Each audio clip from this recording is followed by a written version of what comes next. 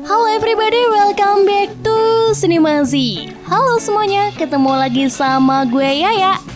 Apa kabar kalian para jomblowers di luar sana? Apakah kalian masih pusing mikirin karena gak punya pacar? Eits, gak usah pusing-pusing mikirin gak punya pacar. Karena gak punya duit, lebih pusing. Daripada pusing-pusing, mending dengerin gue ngebacot aja. Oke, gue kali ini akan membahas alur cerita film yang masih berbau-bau The Matrix. Namun kali ini berbeda judul. Kali ini berjudul The Matrix Reloaded. Film ini disutradarai dan dimainkan oleh orang yang sama seperti film The Matrix yang kemarin. Film ini rilis pada tahun 2003. Oke, gimana cerita selanjutnya? Seperti biasa, kalian nyari posisi santuy kalian dulu. Stay humble dan kalem, jangan lupa kopinya. Langsung aja kita masuk ke alur ceritanya, let's go.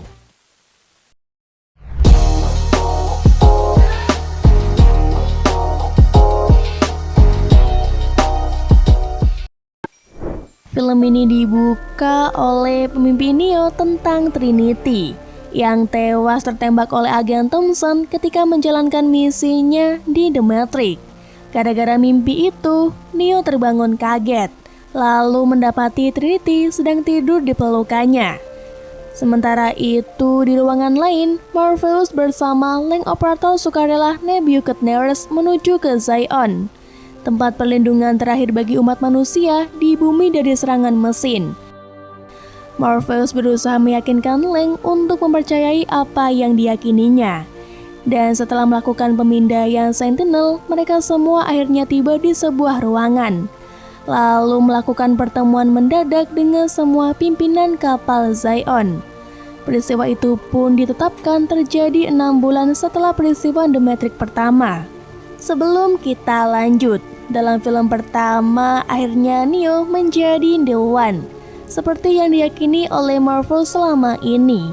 Dan petualangannya bermula setelah dia memilih Red Pill yang ditawarkan oleh Morpheus. Istilah Red Pill ini akan kita gunakan di sepanjang film yang mengacu pada ras manusia yang sebenarnya menyadari tentang dunia The Matrix dan dunia nyata.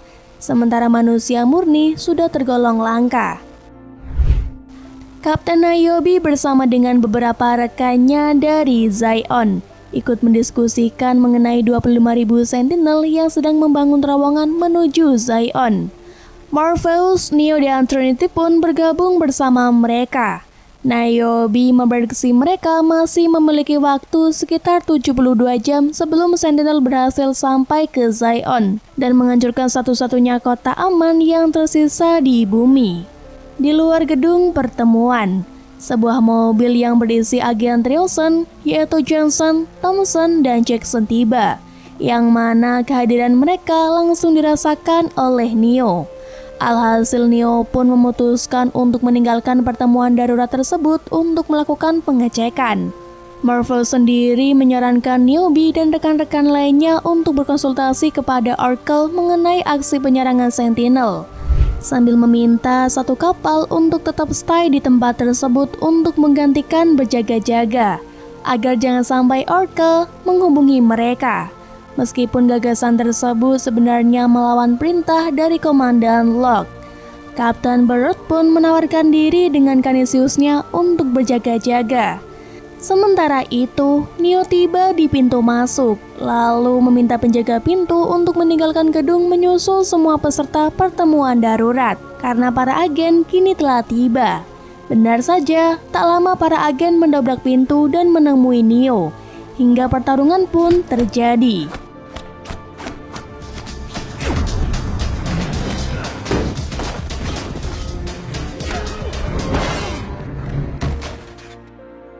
Setelah berhasil mengalahkan mereka dengan mudah, Neo merasakan ada seseorang yang sedang membutuhkan bantuannya. Lalu Neo pun terbang meninggalkan tempat tersebut. Setelah Neo pergi, kita beralih ke The Matrix dulu sebentar guys. Akhirnya Smith muncul, dan kali ini dia sepertinya punya klon yang tak kalah membanggakannya dengan dirinya. Kembali ke dunia nyata, di Nebuchadnezzar, Leng yang sedang mengoperatori rekannya yang berada di The Matrix berkomunikasi dengan Morpheus dan Trinity untuk menjelaskan kehadiran para agen yang diikuti dengan pengadean yang aneh dan belum pernah dilihat sebelumnya. Akhirnya mereka pun tiba dan disambut oleh Kapten Mifune yang bersiap untuk mengantar Morpheus bertemu dengan Komandan Locke. Tiba-tiba Cat muncul dengan antusiasnya menghampiri ketiganya untuk menawarkan bantuan membawakan barang-barang mereka menuju ke tempat istirahat masing-masing. Setelah tiba di ruangan Locke, pria itu meminta penjelasan Morpheus mengenai alasannya melanggar aturan yang telah dibuat. Locke membantah argumen Morpheus yang percaya pada ramalan Oracle bahwa satu-satunya cara untuk mengatasi serangan Sentinel adalah Neo, yang kini telah menjadi Dewan. Chancellor Hammond tiba-tiba masuk ke ruangan untuk memberitahukan kepada mereka bahwa akan ada pertemuan seluruh penghuni Zion untuk membahas mengenai kabar penyerangan Sentinel terhadap Zion. Morpheus pun memberitahu ramalannya kepada Hammond. Hammond tidak membantah hal tersebut dan justru berharap semoga semua ramalan yang dikatakan Morpheus benar terjadi. Di sisi lain, Link akhirnya tiba di kamarnya yang disambut kesal oleh pasangannya yaitu Z. Dia tidak ingin kalau ayang bebnya itu terus ikut di Nebuchadnezzar karena trauma pasca kehilangan dua saudaranya di kapal tersebut. Si pada dasarnya tidak mau lagi kehilangan laki-laki yang ia sayangi. Apalagi Nebuchadnezzar satu-satunya kapal yang jarang merapat ke Zion.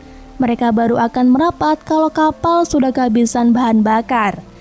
Setelah berbicara dari hati ke hati, akhirnya Link berhasil membujuk dan meyakinkan Z atas keputusannya tersebut. Tiba saat pertemuan di kuil, Hammond mempersilahkan Morpheus untuk menenangkan penduduk Zion. Sementara Neo kembali bertemu setelah sebelumnya sempat berpisah. Mereka pun memisahkan diri dari keramaian dan berbagi momen kemesraan. Setelah Morpheus menyampaikan pidatonya, penduduk pun merasa sedikit lebih tenang dan mengadakan pesta. Kembali ke The Matrix. Salah satu kru Caduceus yang bernama Ben mencoba kembali ke dunia nyata. Namun dirinya malah ditemukan oleh Smith yang kemudian mengubah Ben menjadi cloningnya. Ben dalam wujud Smith ini pun akhirnya meninggalkan The Matrix menggunakan saluran telepon dan kembali ke dunia nyata. Di saat yang sama, Neo terbangun dari mimpinya dan mencoba menenangkan dirinya dengan mencari udara segar di luar kamar. Kemudian Hammond menghampirinya sambil bercerita dan berjalan menuju ruangan mesin yang berada di lantai paling bawah Zion. Hammond menjelaskan tentang kepercayaannya terhadap mesin yang membuat mereka masih bertahan sampai detik ini. Sementara mesin lainnya terus mencoba untuk memusnahkan penduduk yang tersisa. Keesokan harinya, Bellrod menemui Neo yang berada di kamar Trinity untuk memberinya sebuah pesan dari Oracle. Seluruh kru Nebuchadnezzar pun bersiap untuk kembali berangkat atas izin Hammond. Pada saat berpamitan, Si tidak lupa memberi Link sebuah kalung sambil berharap kekasihnya itu. Sementara Ben terlihat sudah tidak waras. Dia melukai telapak tangannya dengan sebuah pisau dan berniat untuk menikam Neo dari belakang.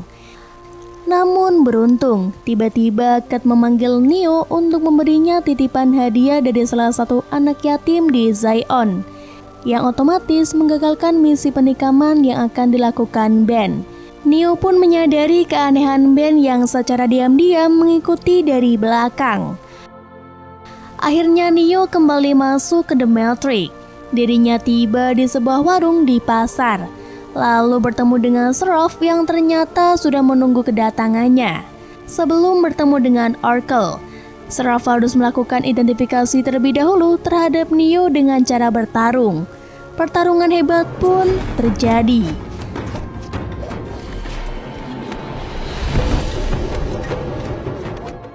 Setelah merasa cukup yakin terhadap Neo yang diyakini sebagai Dewan, Seraph pun membawanya menemui Oracle. Di pertemuannya, Oracle berpesan kepada Neo bahwa dia bisa menyelamatkan Zion jika dia bisa mencapai Source. Namun sebelumnya dia membutuhkan bantuan si pembuat kunci alias Keymaker, yang mana sedang dalam masa tahanan di bawah program yang berbahaya. Dan salah satu program tertua di The Matrix yang bernama Merovingian. Oracle lalu memberinya alamat untuk membebaskan Keymaker. Setelah itu, Oracle dan Seraph pun beranjak pergi meninggalkan Neo. Tepat setelah keduanya pergi, tiba-tiba Smith muncul dan ternyata kini sudah tidak lagi menjadi agen rahasia di The Matrix. Smith sudah tidak terhubung dengan program manapun. Satu persatu cloning Smith muncul lalu berupaya membuat Neo berubah menjadi cloningnya juga. Sayangnya upaya tersebut gagal dan pertarungan hebat pun terjadi antara Neo dan para Smith.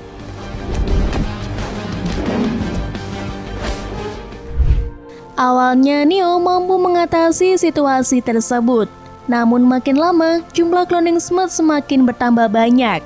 Setelah bersusah payah menghadapi serbuan para Smith, Neo akhirnya memutuskan untuk kabur dari tempat tersebut dan kembali ke sandarannya di Nebuchadnezzar, lalu menjelaskan semuanya pada Trinity dan Morpheus. Sementara itu di Zion, semua anggota dewan dan para kapten beserta komandan Locke mengadakan pertemuan. Locke memberitahu semua keraguan dirinya terhadap Morpheus yang percaya pada ramalan tentang Doan dan lebih memilih meninggalkan Zion bersama Neo untuk menghentikan para Sentinel. Para dewan memutuskan untuk mengirimkan 2 kapal sukarela untuk menyusul dan membantu Nebuchadnezzar, dan sontak membuat Locke semakin tidak setuju. Kemudian Kapten Soren mengajukan diri untuk memenuhi permintaan tersebut, yang disusul oleh Kapten Niobe. Kembali ke Neo yang sudah berada di The Matrix, bersama dengan Morpheus dan Trinity menuju ke Merovingian untuk meminta membebaskan Keymaker. Setelah mereka bertemu, pria itu rupanya tidak mengizinkan Neo membebaskan Keymaker dan lebih memilih untuk menyusul wanita ke kamar mandi, yang mana telah dia racuni sebelumnya dengan sebuah program yang membuatnya tidak bisa mengendalikan dirinya terhadap nafsu sensualnya. Sementara istrinya, Persephone, ditinggal sendirian. Kesal dengan kelakuan koplok suaminya, dia akhirnya memilih untuk membantu Neo dan kawan-kawan bertemu dengan Keymaker. Persephone lalu meminta Neo untuk menciumnya sebagai bentuk imbalan, yang tentu saja membuat Trinity sebagai yayang bebeknya keberatan. Namun istri yang tersakiti itu tetap kekeh dan terus meminta Neo untuk menciumnya sama seperti Neo mencium Trinity. Akhirnya dengan berat hati, Neo pun terpaksa harus melakukannya. Selesai menghilangkan dahaga sensualnya, Persephone membawa mereka ke tempat Keymaker ditahan. Setelah bertemu dengan Keymaker, mereka bergegas membawanya pergi. Tak lama, Merovingian beserta ajudannya menyusul, dibekali perasaan kecewanya terhadap pengkhianatan istrinya. Lah, gak ngaca dia. Kemudian dia menyuruh ajudannya, The Twin, untuk menangkap Keymaker yang berhasil kabur, disusul oleh Morpheus dan Trinity. Sementara Neo menghadapi Merovingian dan ajudannya yang berada di tempat. Pertarungan pun terjadi antara Neo dan ajudan Merovingian. Setelah menghabisi kroco-kroco tersebut, Merovingian malah kabur.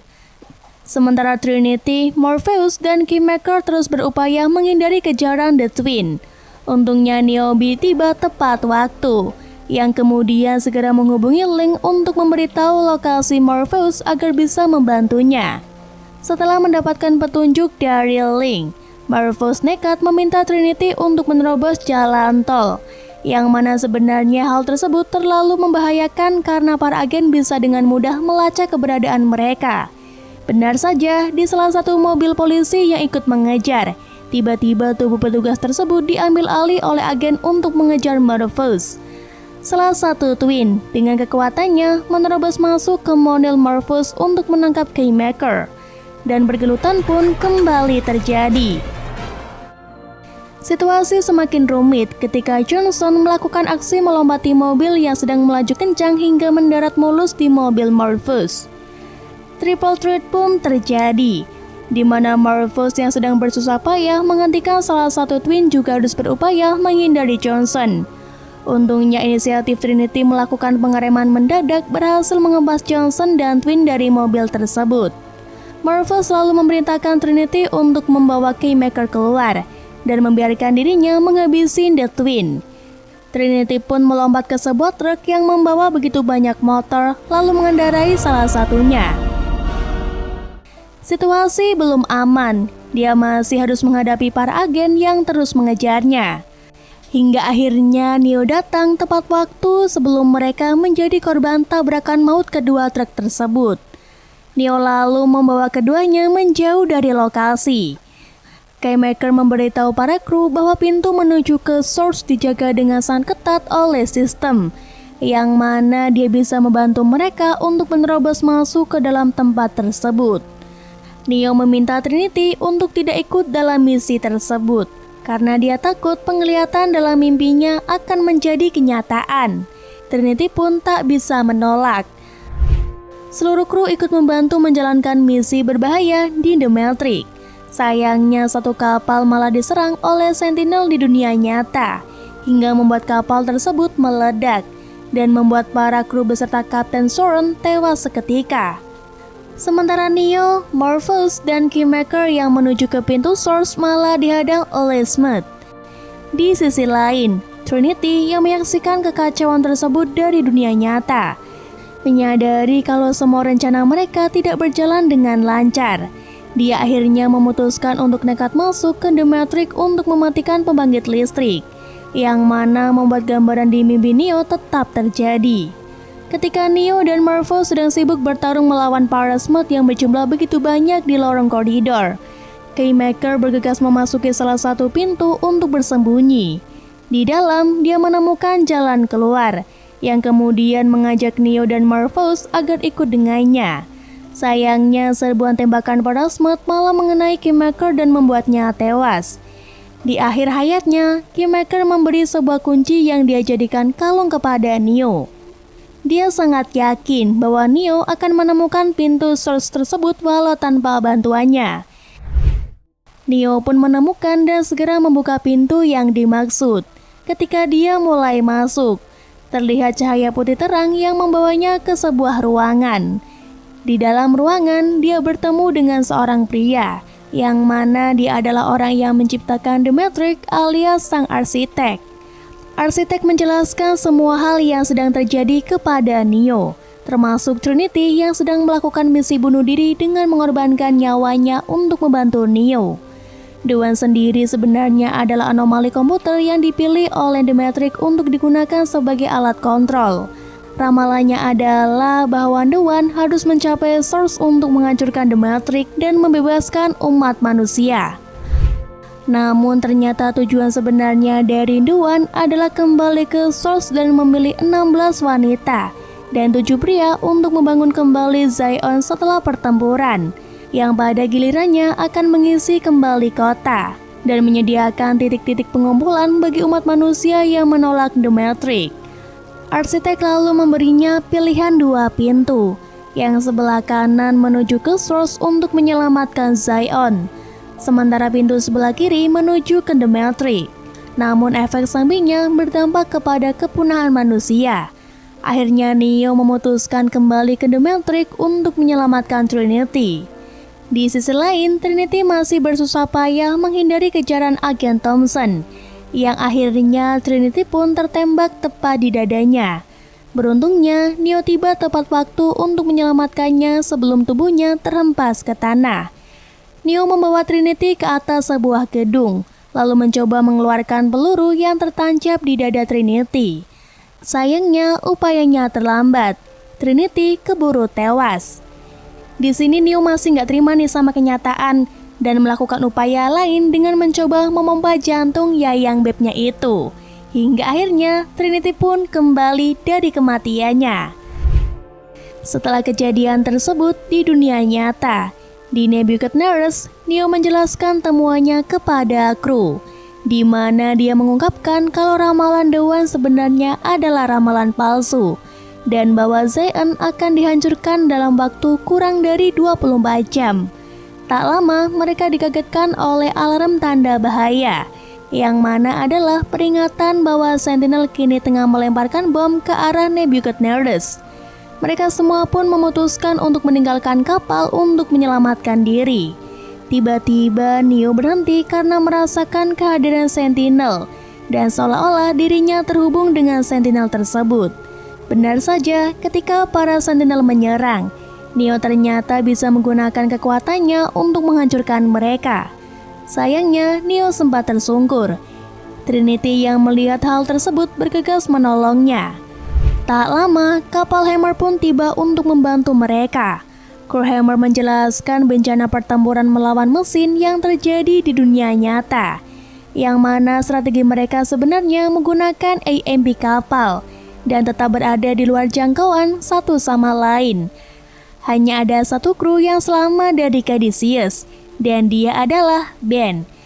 Film ini diakhiri dengan adegan tubuh Neo yang terbaring tak sadarkan diri di ruang medis, bersama dengan Ben yang sebenarnya telah dirasuki oleh Smith yang juga terbaring di seberangnya. Film pun selesai. Gimana nih menurut kalian alur ceritanya? Menurut kalian adegan paling berkesan di mana nih? Kalau menurut Yaya sih ketika mereka kejar-kejaran di jalan raya. Bukan hanya pemainnya atau adegannya yang keren, tapi juga jalan rayanya. Pasti kalian nanya-nanya nih kenapa jalan rayanya. Gini guys, usut punya usut, ternyata jalan raya tersebut merupakan jalan tol dadakan yang dibuat langsung oleh tim produksi demi kelancaran pembuatan film. Nah, keren kan? Oke, sekian dulu bacotan hari ini. Sampai ketemu lagi di bacotan-bacotan berikutnya, and see you. Bye-bye.